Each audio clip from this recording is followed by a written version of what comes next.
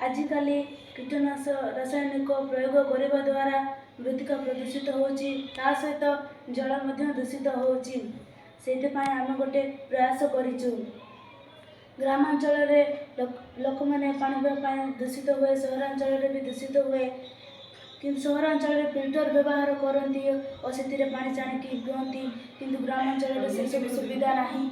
तेणु आम गोटे ग्रामांचल गोटे प्रयास करिचु, जोटा कि 4टी डबा को लेकिन आम करिचु। प्रथम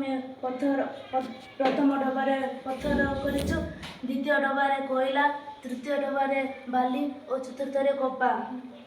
प्रथम आम ए पानी पकईबा, ये पानी छाणी होगी कोयलार जीव, कोयलार पुणी किसी अंश छाणी होगी बालीर जीव, से पुणी किसी अंश कपारे जीव, कपारे संपूर्ण भाव से दूषित रही और भल पानी छाणी होगी आसब, से व्यवहार कर।